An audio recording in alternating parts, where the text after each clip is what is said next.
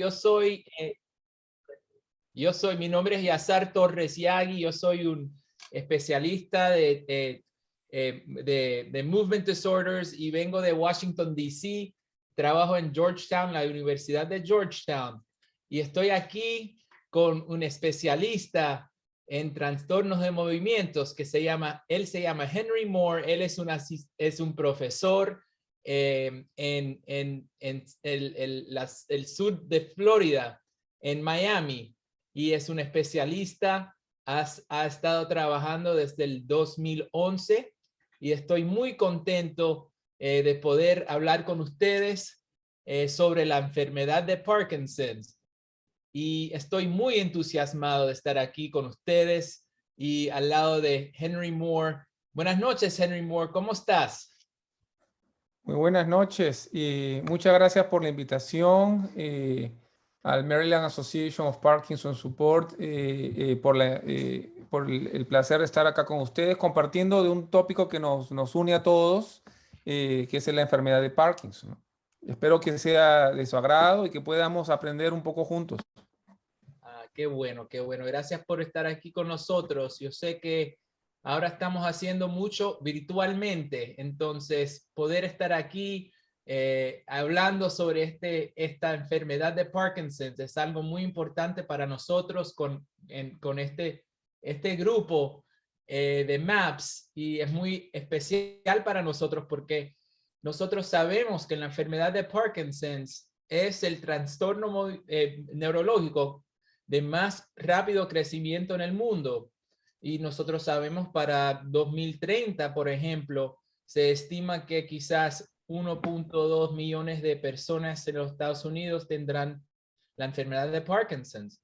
Y se estima que quizás aproximadamente 14 o 15 millones de personas en todo el mundo tendrán esta enfermedad. Entonces, es algo muy importante para nosotros y estoy aquí para moderar y hablar contigo como especialista sobre esta enfermedad.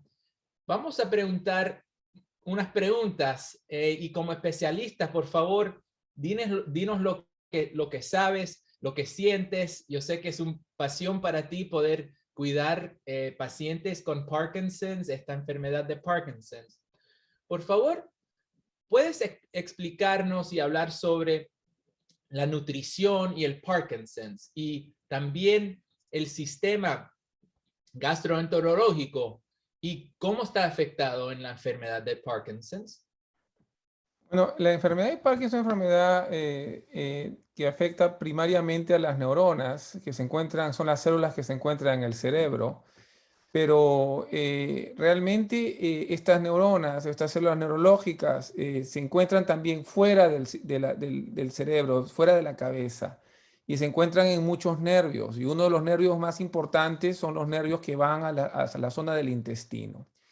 Y cuando uno investiga estos nervios y los mira con el microscopio, pues mira los mismos cambios que dañan a las células del cerebro existen en las células de los nervios que se encuentran en el intestino. Entonces el intestino es un tubo que se mueve y está rodeado por una malla, digamos, de nervios que son los que le dan la corriente eléctrica para que él se pueda mover. En los pacientes con Parkinson se sabe que 10 a 20 años antes de que comiencen los síntomas, o sea, el temblor, la rigidez, la lentitud, ya la enfermedad empieza en otras áreas y comienza a afectar estas mallas de nervios en el intestino. Y muchos pacientes comienzan a quejarse de estreñimiento, comienzan a quejar de que cuando comen se distienden, que no pueden, que como que no asimilan bien las comidas, se distienden después de que comen, etcétera, etcétera.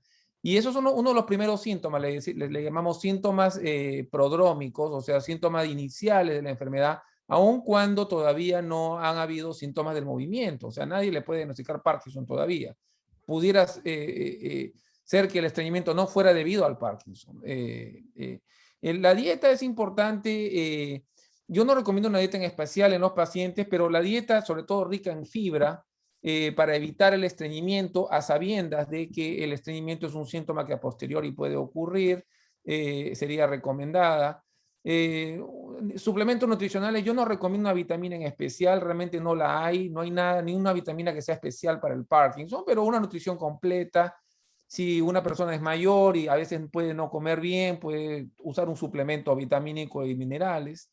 Y bastante líquido. El líquido ayuda mucho porque previene el estreñimiento y previene las bajadas de presión que generan mareos, sobre todo en estadios un poquito más avanzados de la enfermedad. Muchísimas gracias. Yo sé que es muy importante a veces hablar con los pacientes de nosotros sobre el estreñimiento, la constipación, porque en realidad lo que estamos tratando de hacer como especialistas para ayudar a los pacientes con Parkinson's es evitar esos momentos de los episodios de off que pueden ocurrir a veces de manera impredecible o quizás predecibles. Ese estado de on cuando el medicamento sí está funcionando y está tomando efecto y aliviando los síntomas del Parkinson's es una meta de nosotros cuando estamos tratando de encontrar esa combinación de medicamentos, ese régimen para ayudar a la gente. Y es muy importante hablar sobre este tema porque el sistema gastroenterológico es muy importante y el estreñimiento, si podemos ayudar, evitar o prevenir el estreñimiento, eso a veces nos ayuda que el tratamiento, el régimen de medicamentos también ayudan a la gente con aliviar los síntomas. Esos periodos de off y on, ¿qué nos sugieres? ¿Qué recomiendas a la gente que están oyéndonos? ¿Qué recomendación tienes sobre la relación entre el estreñimiento, evitarlo y ayudar con esos periodos de on y off? Uno de los problemas principales cuando el paciente tiene Parkinson es que, como hemos discutido, los nervios del intestino y del estómago no trabajan bien, se comienzan a enfermar. Y el estómago es uno de los principales, no se mueve. Normalmente cuando uno ingiere un alimento, vamos a suponer yo me como un pedazo de carne o de lo que sea, ese alimento es destruido por el jugo gástrico y luego tiene que pasar al intestino donde es absorbido. Quiere decir, de ahí el cuerpo saca los nutrientes que necesita y luego el resto, el excedente, pues se excreta en forma de heces. Este mecanismo natural que se da cuando uno ingiere y no tiene la enfermedad de Parkinson se altera. Cuando una persona tiene enfermedad de Parkinson y uno come algo, el estómago le cuesta mucho trabajo poder, lo destruye, pero le cuesta mucho trabajo poderlo pasar al siguiente segmento del intestino donde va a ser absorbido. Y eso genera la distensión después de comer. Ahora, si eso lo vemos en el paciente de Parkinson, hay otro problema. El paciente con Parkinson toma medicamentos y uno de ellos es la carbidopa-levodopa, que es la medicina fundamental del Parkinson, que es la que reemplaza el problema del paciente, que es la pérdida de dopamina. En el Parkinson, las células del cerebro que se mueren, las más importantes, son las que producen un químico llamado dopamina que nos genera movimiento. Cuando la dopamina baja, el paciente tiene problemas, sobre todo en la velocidad del movimiento. El movimiento se vuelve lento y adquiere mucha rigidez y temblor. El tratamiento fundamental, el más fuerte, digamos, el mejor tratamiento para el Parkinson es este medicamento llamado levodopa, que lo que hace es ayuda a reemplazar al cerebro a la dopamina que falta. Pero esta levodopa tiene que ser tomada en pastillas. Entonces, cuando uno toma el medicamento pues baja, llega al estómago, se destruye con el ácido excelente y luego quiere pasar a la primera porción del intestino y no puede, porque el estómago le cuesta mucho trabajo en vaciarse. Y como le toma mucho trabajo en vaciarse, el paciente, bueno, dice, doctor, yo tomé la pastilla hace una hora y no me hace nada, no siento mejoría. Y es porque la pastilla está todavía pues sentada en el estómago y no ha pasado al intestino. Y a eso le llamamos en inglés delay on, es como un retraso en el empezar del funcionamiento del medicamento. Y eso es uno de los primeros síntomas de fluctuaciones. Y a partir de ahí el paciente comienza a experimentar on y off. Momentos en los cuales le va muy bien, a pesar de que toma las pastillas, le llamamos on, los síntomas controlados. Y momentos off, cuando la pastilla por algún motivo deja de tener el efecto, ¿no? Yo tengo una gráfica acá, no sé si la pudiera mostrar, compartiendo la pantalla. Yo creo que sí tienes, Déjame ver si lo puedo hacer. creo que sí tienes Sí, privilegios del host. Perfecto. creo que lo ven ahí. Esto es normalmente vamos a ver, está aquí. Esto es, este es un paciente, y es muy interesante. Este es un paciente que tiene Parkinson, toma la pastilla, el carbidopa, levodopa, que es una pastilla amarilla, y ustedes la ven. Y esta foto se tomó más o menos 1 hora y media después de que el paciente tomó la pastilla. Y se la tomó porque es una foto tomada con una endoscopía, ¿no? O sea, se le metió una camarita por la boca hasta el estómago y miren lo que encontraron. Wow. 1 hora y media después tomó la pastilla seguía, estaba en el estómago, no había todavía pasado el intestino, eso es completamente anormal. Hay La dos pastilla, pastillas ahí. Se ven dos. correcto, porque Sí. como una no le funcionó, él se tomó otra, pensando de que algo habrá pasado. Entonces, esta es la prueba de qué es lo que pasa con los pacientes que la pastilla no le funciona a tiempo, ¿no? El problema es que el estómago es muy lento debido a que los nervios del intestino, del estómago, también están dañados por la enfermedad y no hacen que la pastilla pase al siguiente parte del tubo gástrico, que es el intestino, donde es donde se absorbe. Yo tengo una foto más aquí, y quiero que la vean, ¿no? Entonces, lo que ocurre es que el paciente pues toma las pastillas y las pastillas se quedan sentadas en esta zona del intestino, del estómago, y pues no pasan. Y la levodopa, digamos, se absorbe en esta porción del tubo gástrico, un poquito más adelante, después del estómago. Entonces, si las pastillas se quedan acá por mucho tiempo, pueden ser completamente destruidas y es probable pues que nunca lleguen a absorberse. Y ese es el típico paciente que toma la pastilla y no le hace nada. Toma otra, no le hace nada. De pronto al rato, ya después de 1 hora, 2 horas, siente una mejoría temporal y luego se le va el efecto, ¿no? Entonces sí,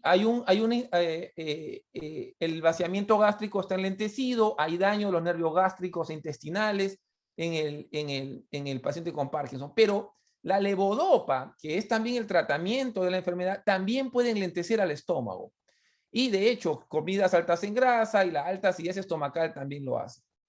El otro problema del que todavía no hemos hablado es que cuando el medicamento llega al estómago y tiene que pasar al intestino para ser absorbido, cuando llega al intestino, si es que el paciente tiene demasiadas proteínas también en el intestino, las proteínas pueden competir, es como que bloquean que este medicamento, la levodopa, pueda ser absorbido. Entonces es un segundo problema. El primer problema es la lentitud del estómago. El segundo problema es que las proteínas que se encuentren bajando del estómago hacia el intestino pueden bloquear la absorción del medicamento. Y por eso que en estos pacientes que fluctúan, se les dice muy bien que traten de tomar el carbidopa levodopa, o sea, la medicina del Parkinson, 1 hora antes o después de las comidas, especialmente las comidas con alto contenido de proteína, que son la leche, los huevos y las carnes, para evitar este problema, ¿no? Muchísimas gracias. Qué bueno tener estas imágenes para poder ver qué está pasando con ese sistema y qué tipo de problemas encontramos en el Parkinson sobre cuando estamos tratando de tomar los medicamentos orales, las cosas que pueden pasar para evitar ese éxito en términos de efecto de los medicamentos es algo que es muy importante aprender y poder oírte. Es te agradezco mucho por haber podido explicarnos en esta manera. Yo sé que más de la mitad de las personas que viven con la enfermedad de Parkinson también pueden tener estos tipos de síntomas del OFF, y sin embargo esta comunicación con el médico es muy importante también, cómo hablar y cómo comunicarnos con este equipo de médicos para poder encontrar ese plan, cuadrar y hacer un plan para ese tratamiento que es muy importante. Vamos a hablar sobre algo un poquito diferente. Ahora estamos hablando del otro sistema de órganos, ¿verdad? Pero vamos a hablar del cerebro y la cognición. Por favor, si puedes decirnos, ¿qué deben esperar los pacientes con respecto a la demencia? ¿Qué porcentaje de pacientes lo desarrollará? Bueno, esa es una pregunta muy interesante, ¿no? La enfermedad de Parkinson, conforme va desarrollándose, va cambiando. Y voy a mostrar una diapositiva muy rápida, donde se explica básicamente. Esto es una diapositiva un poco más médica, pero ayuda a entender un poco la enfermedad. La enfermedad de Parkinson afecta al cerebro, pero no empieza en todos lados, sino que según varios estudios, empieza en una zona inferior del cerebro. Este es el cerebro de una persona, esta es la parte llamada el tronco cerebral, que es la parte más inferior.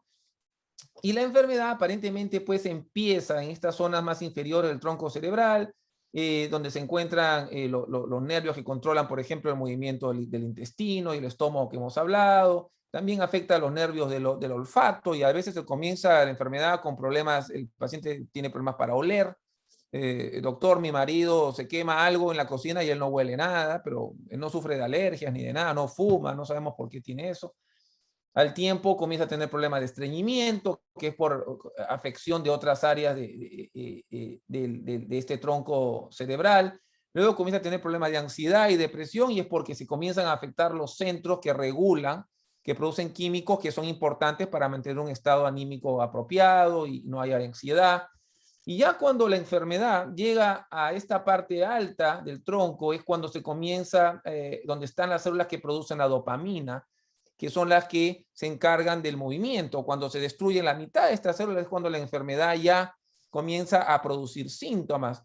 Todo este camino, digamos, desde abajo de la flecha hasta arriba, demora por lo menos unos 10 a 20 años. Pero cuando la enfermedad llega acá, no queda ahí, sino que comienza a expandir hacia allá la superficie del cerebro, digamos, la parte de la llamamos la corteza cerebral, donde se encuentran neuronas que generan, que nos generan la memoria, la capacidad de pensar rápido, de hacer cálculos, de tomar decisiones, la capacidad de hacer varias cosas al mismo tiempo. Y ahí también se encuentran las neuronas que se encuentran de procesamiento de imágenes, más en la parte más posterior. Entonces, conforme avanza la enfermedad, entramos de una fase donde todavía no hay síntomas, la fase inicial, los primeros 10 años o 20, que el paciente ni siquiera se da por enterado de que tiene algún problema, porque no tiene problema de movimiento, y luego cuando comienzan los problemas del movimiento, ya es como casi la mitad de la enfermedad, y luego la enfermedad se disemina. Se sabe por estudios que un gran porcentaje de estos pacientes con Parkinson a la larga van a desarrollar problemas cognitivos, y sobre todo de ese tipo, problemas de atención, concentración, de problemas para hacer múltiples cosas al mismo tiempo y más adelante problemas ya de memoria y probablemente alucinaciones visuales. Pacientes ven cosas que no existen. Muchísimas gracias. Ese proceso y cómo la progresión del Parkinson, cómo empieza y cómo se desarrolla es muy importante. Muchísimas gracias.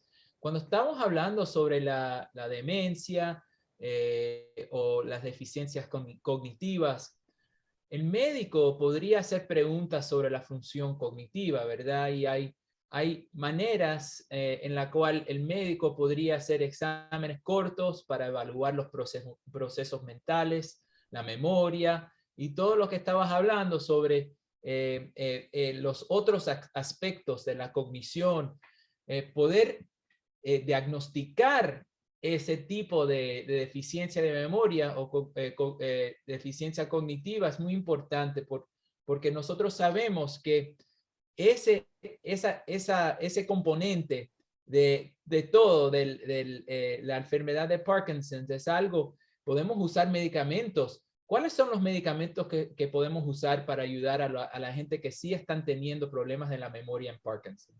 Bueno, eso es muy importante. Hace mucho tiempo, cuando como apareció la enfermedad, recordemos que esa enfermedad fue descrita en el año 1817 por James Parkinson, por eso se llama enfermedad de Parkinson. Y luego, pues, en el año 1967 fue donde se descubre que la levodopa, o sea, la dopamina, era la que era el principal problema del paciente. Y hasta ahí se pensaba que era una enfermedad de dopamina. El problema era que se moría la célula de dopamina, el paciente se ponía lento y por eso tenía los síntomas. Pero luego se ha descubierto de que la dopamina no es que más que uno de los ingredientes. Lo que ocurre es una enfermedad del cerebro. Se mueren células del cerebro y hay algunas que hacen dopamina, como las que están aquí, en esta zona, que son las que producen la dopamina y generan la lentitud. Pero hay otras zonas en el cerebro que se encargan de producir otro químico llamado acetilcolina, que es el químico, uno de los químicos que produce, genera la memoria. Y se sabe que este químico también es importante para evitar las alucinaciones visuales. Entonces, en estos pacientes de Parkinson, cuando comienzan a tener problemas de memoria, lo primero, número uno, contárselo al doctor. Se pueden hacer pruebas cortas en la oficina que duran 5 minutos para más o menos darnos una idea de cómo está yendo el problema cognitivo. Pero si esto no es suficiente y uno quiere ahondar, se puede hacer una prueba larga de 4 o 5 horas que se llama una evaluación neuropsicológica, donde ya un psicólogo entrenado le hace una serie, una batería de exámenes para identificar cuál es el problema y si esto más o menos tiene, es algo típico en la enfermedad de Parkinson o se debe a otra enfermedad distinta de la memoria. En caso sea comprobado, eso también es importante descartar antes de asumir que es debido al Parkinson, otras situaciones que pueden generar problemas de memoria, como por ejemplo problemas vitamínicos, como deficiencia de vitamina B12 o ácido fólico, como problemas de tiroides, que también pueden dar problemas de memoria. Si todo esto está descartado y se asume que es el Parkinson, uno de los medicamentos más importantes son los que elevan este químico acetilcolina, y estos se le llaman anticolinesterásicos. El nombre no importa, pero son medicamentos que suben este químico de la memoria, digamos. Uno de ellos se llama el donepezil, hay otro que se llama el ribastigmine y el otro se llama galantamina. Los tres hacen lo mismo, básicamente suben los niveles de acetilcolina. Y hay un cuarto medicamento que se llama el memantin, que actúa en un mecanismo distinto para elevar a la memoria. Estos medicamentos no son propios del Parkinson y se usan, se han prestado, nos hemos cogido prestados de la enfermedad de Alzheimer, donde se usan mucho. Sin embargo, se ha visto que en la enfermedad de Alzheimer también existe un problema en este químico acetilcolina, pero ese problema se ha visto que en la enfermedad de Parkinson es mucho más grave. Se sabe que la deficiencia de acetilcolina en la enfermedad de Parkinson es mucho más severa que en la misma enfermedad de Alzheimer, y por eso que estos pacientes se benefician de este medicamento, no solo para mejorar en algo la memoria, sino para evitar las alucinaciones. Qué bueno, qué bueno. Es genial escuchar todos los aspectos del trastorno que se pueden abordar, centrándose de nuevo en la enfermedad en su conjunto. Una pregunta, ¿los hombres se ven más afectados que las mujeres con esta enfermedad de Parkinson? ¿Existe alguna diferencia en la forma en que las personas pueden verse afectadas? Es una excelente pregunta, ¿no? En general, todas las personas se pueden afectar por Parkinson, no hay distingo de sexo ni de edad. En general, el hombre es el más afectado, la enfermedad ataca más a los hombres. Probablemente haya una explicación para ello que aún no logramos entender, algún factor hormonal que sea protector en la mujer probablemente, así como a las mujeres, por ejemplo, le da mucho más las migrañas que a los hombres. En el caso del Parkinson es al revés.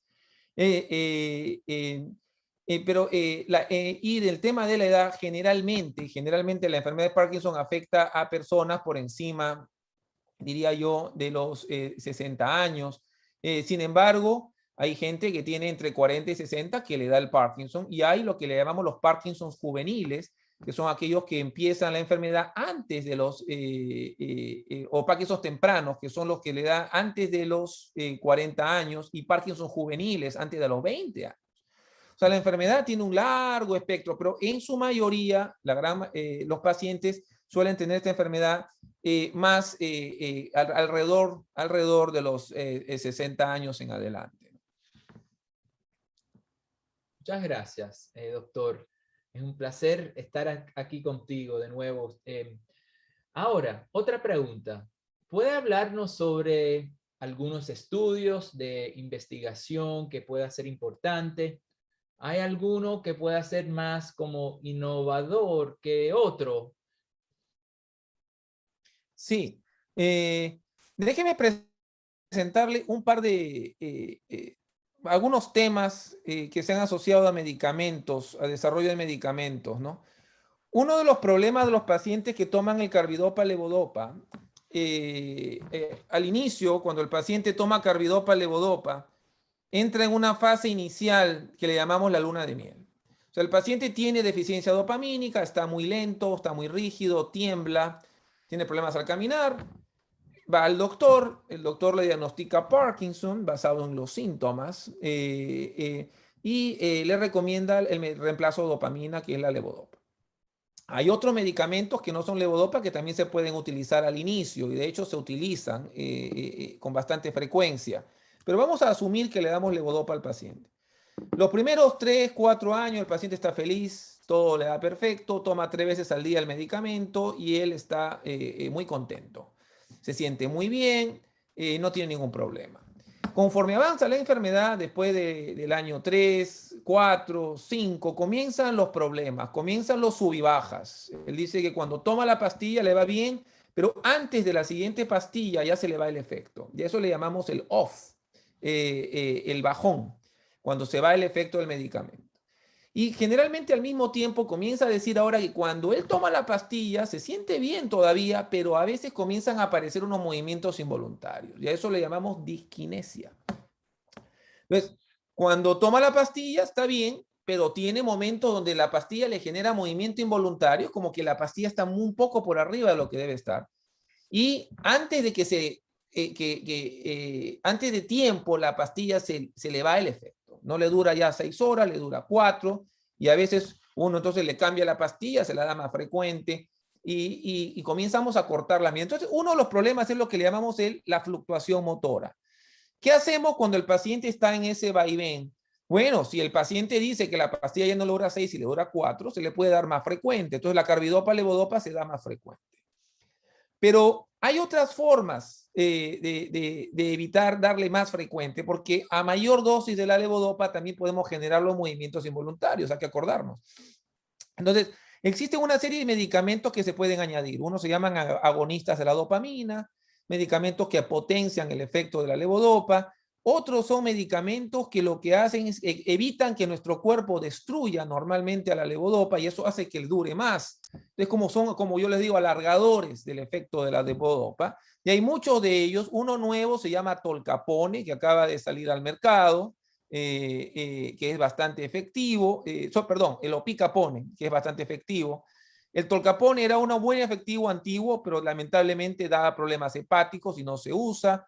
El Entacapone existe, es también efectivo, pero aparentemente el Opicapone es uno novedoso que es una vez al día y alarga a la carbidopa levodopa. Existen otros medicamentos, le llamamos inhibidores de la MAO-B. Hay uno antiguo que se llama selegilina, luego apareció uno más nuevo que se llamaba rasagilina, uno dado una vez al día, que también ayuda, alarga un poco la duración del efecto de la levodopa. Pero hay otro más nuevo de este mismo grupo llamado safinamide, que es un medicamento que tiene otras bondades, pero también puede alargar el efecto de la levodopa y evitar un poco las disquinesias, al mismo tiempo mejorar la duración de los medicamentos. Más recientemente han salido otros medicamentos que ya no trabajan en dopamina, sino que trabajan en otro momento importante. Cuando una persona tiene Parkinson y no se mueve es porque el cerebro ha bloqueado el movimiento debido a pérdida de la dopamina. Y hay una forma, nosotros lo que normalmente hacemos es le damos dopamina al paciente para que se pueda mover mejor.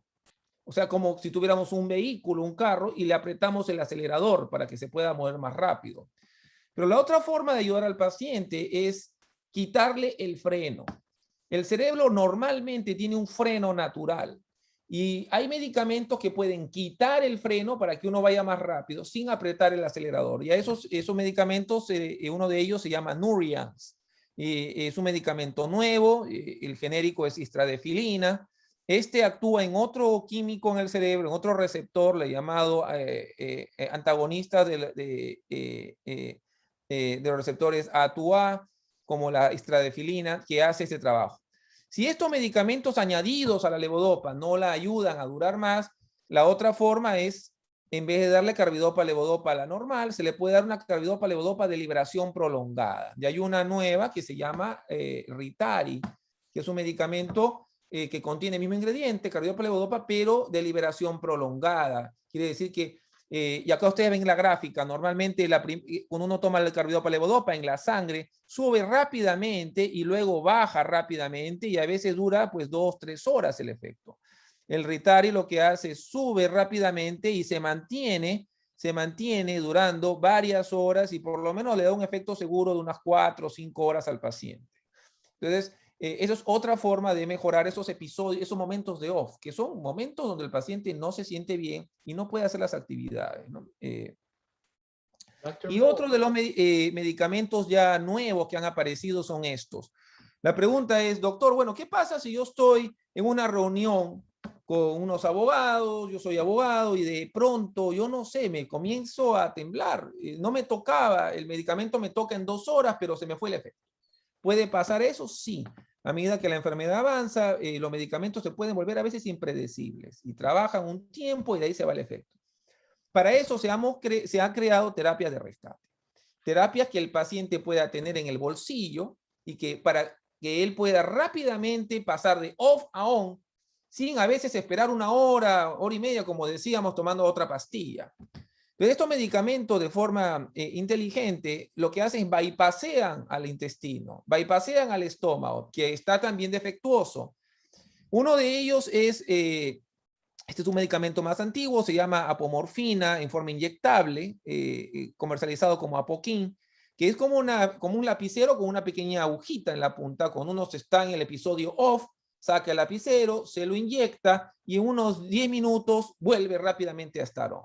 Le garantiza estar on. Ya no hay el efecto de que el intestino o el estómago demora en absorber la pastilla, etcétera, etcétera. Pero hay mucha gente que no le gusta inyectarse, sobre todo a sí mismo. Entonces han aparecido 2 otros más. Uno es la misma apomorfina, pero en forma de como una especie de papelito que se pone bajo la lengua. Pequeño papelito que uno lo pone bajo la lengua, él se disuelve y en 10 minutos usted nuevamente puede volver a estar on. Y no dura tanto, dura 1 hora y media, a lo más 2 horas. Lo que hace es cubre la emergencia. No reemplaza las pastillas que son para el día entero, sino que cubre la emergencia. Y el tercero que ha aparecido para estas emergencias es esta levodopa en polvo que se pone en un inhalador. Es como un inhalador pequeño que el paciente tiene en el bolsillo.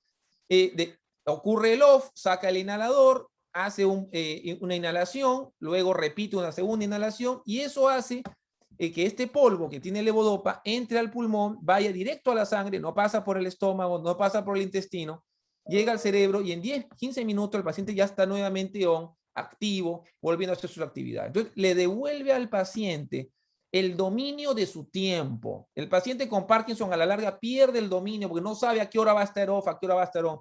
Le vuelve el dominio del tiempo y hace que se vuelva más productivo. Finalmente, conforme avanza la enfermedad, también pueden haber otros problemas, y acá ustedes lo pueden ver, la disquinesia. El paciente está sentado, pero ustedes ven cómo, a pesar que no es un video, ustedes ven cómo el paciente está en un movimiento constante, como un baile. Y estos movimientos involuntarios son debidos, como le dijimos, a la enfermedad de Parkinson y a las mismas medicinas, a la levodopa, que están un poco por encima de lo que deben estar. Bueno, pues cuando esto ocurre, se pueden hacer tratamientos. Si estas disquinesias son muy leves, no se tratan, se observan. El paciente no le duele, no tiene dolor durante este momento. Él más bien se siente bien porque se siente que ha llegado el movimiento a él.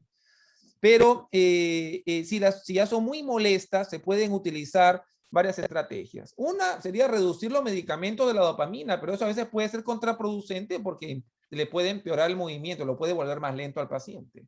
Entonces, para evitar eso se han inventado medicamentos para quitar esa disquinesia.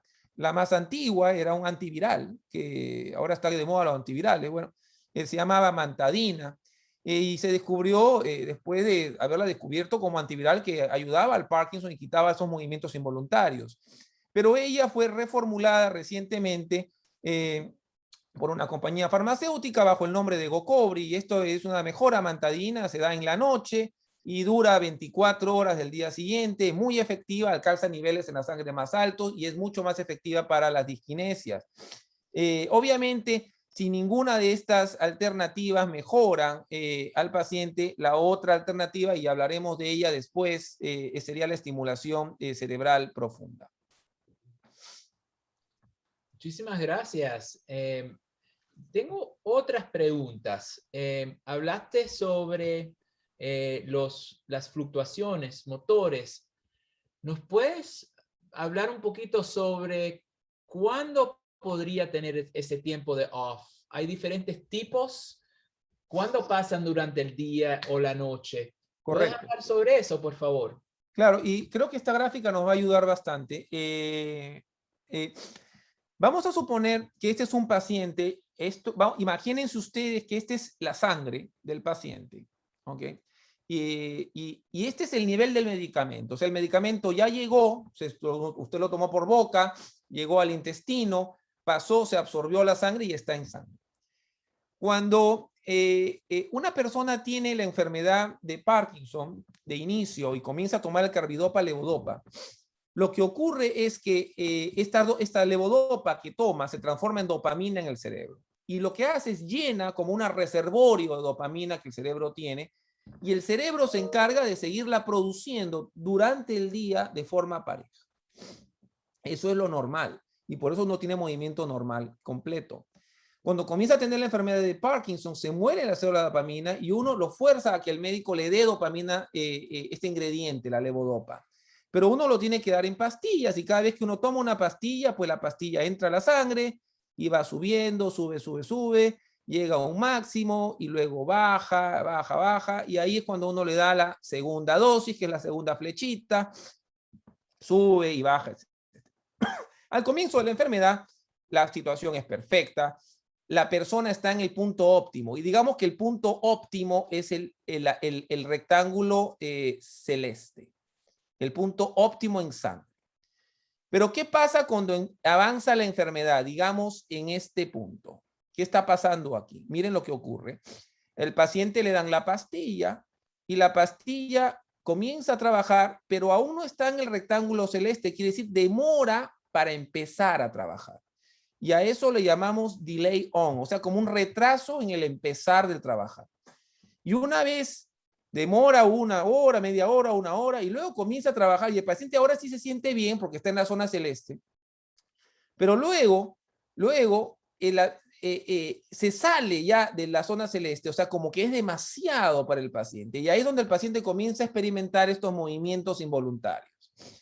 Luego de un rato llega al pico, comienza a bajar, sigue los movimientos involuntarios, pero luego llega un punto en que vuelve a estar en celeste, entonces el paciente deja de tener movimiento voluntario, está perfecto otra vez, se siente muy bien, y luego, antes de tiempo, miren, la pastilla está por aquí, le toca la siguiente, digamos, a las 4, ya a las 3 comienza a bajar por debajo del nivel que queríamos, el nivel celeste, y eso quiere decir que el paciente comienza a tener nuevamente los síntomas. Se bajó por debajo del nivel que él debiera estar. Entonces comenzamos a fluctuar. Entonces hay muchos tipos de fluctuaciones. Uno le llamamos el retraso para el empezar al efecto, le llamamos el delay on en inglés. Y el otro se llama el wearing off, que es que el medicamento se acaba antes de tiempo. Debería haberse acabado aquí, pero no, él se acabó antes de tiempo y el paciente tiene un problema en esta situación. Y hay muchos otros tipos de fluctuaciones. Hay otras fluctuaciones, bueno, ya hablamos de las proteínas, cómo interfieren con los medicamentos y generan que los medicamentos se vuelvan inefectivos. Pero hay veces las fluctuaciones se vuelven como una especie de yo-yo. Suben y bajan como una montaña rusa, y a veces se vuelven impredecibles. Y a eso se le llaman tiempos off súbitos, o sea, súbito off. El paciente estaba muy bien y de pronto, ¡pum!, se le va el efecto y él no encuentra una explicación por qué se le dio el efecto, no es el tiempo de tomar la pastilla, está como en la mitad del momento, es como que está en el pico y de frente el efecto, ¡pum!, se le bajó. Puede ocurrir conforme avanza la enfermedad. este problema de tiempo off súbito. Y eso ya se vuelve un problema porque es más difícil de tratar y a veces requiere ya intervenciones más avanzadas que las comentaremos más adelante. Muchísimas gracias. Hemos hablado mucho sobre los diferentes medicamentos para la memoria y los movimientos. ¿Puede discutir un poquito sobre el tipo de cambio en la presión arterial que puede ocurrir como resultado de nuestra condición? Sí, qué buena, muy buena pregunta. Y esto quisiera colocar esta diapositiva. El Parkinson no solamente, como lo hemos visto, no solamente afecta a la dopamina que genera movimiento, sino que también afecta a otras neuronas que producen otros químicos. O sea, las neuronas son las células del cerebro y cada una produce un químico distinto. Esto es como que usted vaya a una fábrica y allá se producen zapatos, allá se producen papeles, allá se produce otro material, no sé, los lazos para el zapato, allá las hebillas. Usted tiene el cerebro, cada zona produce algo. Bueno, pues la zona típica que uno conoce, que se afecta en el Parkinson, es la que produce dopamina y por eso es que el paciente al perder dopamina se pone lento, rígido y tiembla y tiene problemas para caminar. Pero hay otras neuronas, otros grupos celulares en el cerebro que producen otros químicos. Y uno de esos químicos se llama la norepinefrina. Y esta norepinefrina es un químico, el nombre no importa, pero es un químico que nos ayuda a regular la presión. Sobre todo es importante en todo el día, pero sobre todo cuando uno se pone de pie. Cuando una persona se pone de pie, y ustedes lo pueden imaginar como una botella de agua que está echada, y si ustedes la paran, de pronto pues todo el agua se va hacia la parte de abajo de la botella. Si usted se imagina que en la parte de arriba de la botella está su cabeza y que está el cerebro esperando que le llegue la sangre, entonces usted se podría imaginar que, bueno, entonces, doctor, cuando yo me levanto en la mañana, estoy echado y me paro, debería pues irse la sangre a los pies y yo me debería desmayar, porque si el cerebro se queda sin sangre, uno se desmaya inmediatamente. Y eso no ocurre porque esta sustancia norepinefrina, al notar ese cambio en posición, rápidamente es liberada a nivel de los nervios para elevar la presión y hacer que el corazón y todo trabaje más fuerte para que esa sangre pueda llegar hasta el cerebro. Bueno, pues en la enfermedad de Parkinson, esa sustancia, esas células que producen la norepinefrina también están enfermas. Y por lo tanto no producen ese químico. Y cuando uno se pone de pie y dice, doctor, yo no sé qué pasa, pero yo me pongo de pie y siento como un vaído, como que me mareo. Y la esposa dice, doctor, y a la vez pasada mi marido acabó de almorzar, se puso de pie y se desmayó. Se desmayó en la mesa, tuvimos que asistirlo, lo echamos y cuando ya estaba en el suelo se despertó y a eso se le llama la hipotensión ortostática. O sea, el bajón de la presión debido a la postura, cuando uno se pone de pie. El momento más crítico después de las comidas. Y la explicación es porque cuando uno come, el estómago, el intestino jala sangre, ya le está robando sangre para el cerebro. Y usted encima se para, se le va la sangre hacia abajo y viene el problema. Y existen una serie de medicamentos que pueden ayudar a estos pacientes que ya debido al Parkinson tienen esta complicación, que son medicamentos que suban esa presión. Lo primero que se hace no es medicamento, se recomienda que el paciente tome mucho líquido, yo les recomiendo 6, 8 vasos de agua al día, que coma un poquito extra en sal, que se le quiten medicamentos que normalmente bajan la presión. Algunos de estos pacientes sufren de presión alta o sufrían de presión alta antes y ahora se le corrigió, se le debe quitar los medicamentos. Se les recomienda también, hay veces que usen algunas medias elásticas hasta la cadera, para subir un poco esa presión. Esas medias aplastan, comprimen unas venas que tenemos en las piernas y eso hace que la sangre no baje tanto cuando uno se pone de pie y mantiene la presión alta en el cerebro. Si nada de esto ya es beneficioso, se pueden usar medicamentos. Hay uno que se llama fludrocortisona, que es un medicamento que retiene líquido y hace que la presión se mantenga más alta. Hay otro que se llama midodrine, que es un medicamento que hace que los vasos sanguíneos se contraigan y que suban la presión en el cerebro. Y hay uno nuevo que se llama droxidopa, nombre comercial Nortera, que lo que hace es parecido a la levodopa, es como el ingrediente que necesita la célula para hacer norepinefrina, es como el previo paso a la norepinefrina. Y entonces lo que hace este droxidopa es sube la norepinefrina y que no la está produciendo ya bien las células cerebrales y la célula de los vasos sanguíneos, y por lo tanto ayuda a levantar y equilibrar las presiones. Muchísimas gracias, Dr. Moore. Qué bueno poder oírte hablar sobre esto como especialista en esta especialidad. Hay muchas cosas, tenemos que aprender y hablar y todo está cambiando. ¿Qué ves en el futuro para el Parkinson's?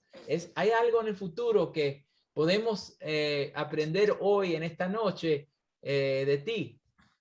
Bueno, los dos tratamientos más importantes, diría yo, para el Parkinson, que están apareciendo, voy a avanzar un poquito esto.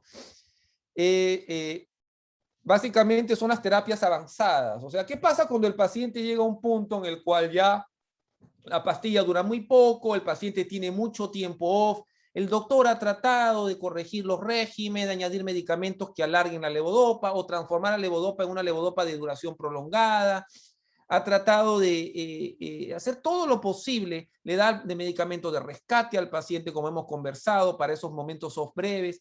Pero si a pesar de todo eso la situación se pone muy complicada, existen dos terapias avanzadas. Una es las bombas de infusión y otra es la cirugía. Entonces, hablando de la bomba de infusión, ¿qué es lo que son? Son pequeños dispositivos eléctricos que lo que van a hacer con un pequeño motor, que lo que hacen es entregan la levodopa, en este caso esta bomba es de levodopa, entrega la levodopa que está puesta en esta cajita, la bombea dentro del intestino de forma continua. Al hacer ello, el paciente ya no va a tener off, va a estar parejito porque le va a llegar dopamina completamente todo el tiempo.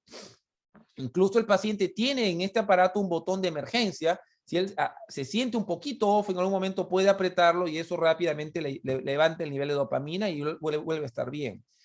Hay otra bomba de infusión que no hay todavía en Estados Unidos, pero que van a aparecer pronto, que son mucho más pequeñas. Estas no llevan un tubito que vaya al intestino, sino que llevan un tubito que va solamente a la piel, se absorben por la piel, muy pequeñas, y pueden hacer que el paciente que está con mucho sub y baja, con mucho on y off, que pueden estabilizarlo para que el paciente esté on la gran mayoría del día y se sienta mucho mejor y pueda progresar el día a la integridad. Y lo otro es el tratamiento quirúrgico. Cuando ya estos aparatos, estas bombas de infusión no funcionan, existen cirugías que se pueden hacer para mejorar al paciente con Parkinson. Desde la antigüedad se sabía, los antiguos cirujanos sabían que cortando ciertas zonas del cerebro, quemando ciertas zonas del cerebro, pudieran mejorar los pacientes con Parkinson. Y esto llevó al desarrollo de lo que le llamamos ahora la estimulación cerebral profunda. Como ustedes ven acá, fue aprobado por la Agencia de Drogas y Alimentos de Estados Unidos desde el año 2002 para el uso en la enfermedad de Parkinson. O sea, ya tiene casi 20 años. En este procedimiento se insertan en el cerebro del paciente unos pequeños cables muy pequeños que van por debajo de la piel, pasan por atrás de la oreja, por el cuello, debajo de la piel, no se ven, y van a una especie de cajita metálica que el paciente lleva en la parte alta del pecho, debajo de la piel. Esta cajita tiene una batería que genera una corriente eléctrica que va a viajar por el cable y va a entrar hacia el cerebro del paciente. ¿Para qué? Para aliviarle los síntomas. Cuando el paciente tiene poca dopamina debido al Parkinson, se genera un disturbio eléctrico. El cerebro es un órgano eléctrico y él se altera. Y las ondas eléctricas normales se alteran y eso genera que tenga los síntomas. Lo que hacen estos cables es restablecen la paz. Yo los pongo, entrego una corriente eléctrica que genera otra vez equilibrio en las corrientes y eso mejora los síntomas. Esto en pacientes avanzados se usa mucho, pero también se está usando ahora en pacientes no tan avanzados. En general lo que hacen es reducen hasta 4 horas el tiempo off de que tenga el paciente y pueden hacer que se reduzcan la dosis de los medicamentos hasta en un 50%. Es una terapia bastante efectiva. No todos los síntomas responden. Los que responden son la bradiquinesia, que es la lentitud, el temblor, la rigidez, la disquinesia y el tiempo off. Eso mejora. Pero el habla, el problema de balance, a veces el paciente se le pegan los pies cuando va a caminar en forma más avanzada. Eso a veces no se va. La escritura no mejora. Tampoco mejoran otros síntomas que no tengan que ver con el movimiento. No va a mejorar el problema cognitivo, ni la depresión, ni las alucinaciones, ni el sueño, ni el problema que no hemos hablado del estreñimiento, de la urgencia urinaria. El mejor predictor es la levodopa, pero el momento, la ventana de oportunidad es cuando ya las pastillas que estaban antes controlando bien los síntomas ya no lo logran controlar bien y comienzan a perder efectividad, o cuando el paciente tiene periodos off muy inesperados, muy largos, a pesar de que el doctor está tratando lo mejor para quitárselos con medicamentos, o cuando el paciente tiene mucho disquinesia, mucho movimiento involuntario, cuando tiene el medicamento funcionando. Cuando el paciente ya está muy avanzado y a veces tiene problemas del balance, de congelamiento de la marcha, ya la estimulación cerebral profunda ya no es tan recomendada. Existen múltiples aparatos, múltiples marcas, empresas que hacen aparatos. Una se llama Medtronic, una se llama Abbott, una se llama Boston Scientific. Cada una tiene sus peculiaridades que ya el médico entendería de por qué una y no la otra. Pero hay un par de cosas que quisiera decir. Una de estas compañías llamada Medtronic ha inventado un sistema de cables que no solamente entrega energía eléctrica para aliviar los síntomas, sino que también puede escuchar las ondas cerebrales, así aunque parezca mentira. Se escuchan las ondas cerebrales. ¿Y para qué se escuchan? Se escuchan para luego en una pequeña tablet poder administrar, saber cuándo se puede administrar de forma más eficiente las corrientes para aliviar los síntomas de Parkinson. A futuro es probable que esto incluso se hace automático, que el paciente, que el cable solo detecte los momentos donde el cerebro necesita dopamina debido a estas ondas anormales, debido al Parkinson, y que pueda restablecer el problema. Y otro adelanto es esta compañía Abbott, que tiene otro tipo de estimulación cerebral profunda, otro tipo de sistema, pero permite que el paciente pueda ser programado a distancia. O sea, el paciente tiene los cables puestos, tiene el sistema puesto, operando. Digamos que de acá a unos 4 o 5 meses hay algún deterioro, el paciente comienza a temblar un poquito más la mano, comienza a ponerse lento nuevamente, a pesar de que ya los síntomas se han mejorado con la estimulación cerebral. Bueno, el doctor puede, normalmente en la oficina, el paciente lo que haría normalmente es venir a la oficina y el doctor pudiera, con una pequeña computadora, una tableta, entrar de forma de Bluetooth al aparato del paciente y poder corregir unos parámetros para inmediatamente corregir el temblor nuevo del paciente. Bueno, pues ahora esta empresa lo que hace es que ha entregado una plataforma que puede funcionar de forma virtual. O sea, usted no necesita ni siquiera venir a la oficina, solamente me llama, me cuenta que el temblor ha aumentado y yo me conecto con usted de forma virtual. Usted tiene un pequeño teléfono donde me va a ver a mí, yo tengo una tableta donde lo veo usted y yo apretando un par de botones le corrijo los síntomas, yo de mi oficina, usted en su casa. O sea, bastante novedoso. Dr. Moore, muchísimas gracias. Ya estamos a finales de esta presentación y esta discusión. Qué placer estar aquí con usted y gracias a todos los que están escuchando esta noche. Gracias por hablarnos sobre este campo de la neurología, Dr. Moore, desde la Universidad de Miami. Ha sido de verdad un placer oírte. Yo aprendí tanto y hemos aprendido todos mucho sobre esto y dónde estamos con el Parkinson's y hacia dónde nos dirigimos en el futuro. Hay mucha esperanza y gracias por enseñarnos tanto y darnos esa esperanza. Con este tipo de educación nos ayuda a tener ese tipo de esperanza. Entonces, muchas gracias. No, muchas gracias, Yazar, por la invitación y por haber compartido con los oyentes, los pacientes, los cuidadores y las familias, todo para poder aliviarnos y poder contribuir a que en un futuro próximo pudiéramos tener un mundo sin Parkinson. Eso sería genial. Muchísimas gracias. Un gusto.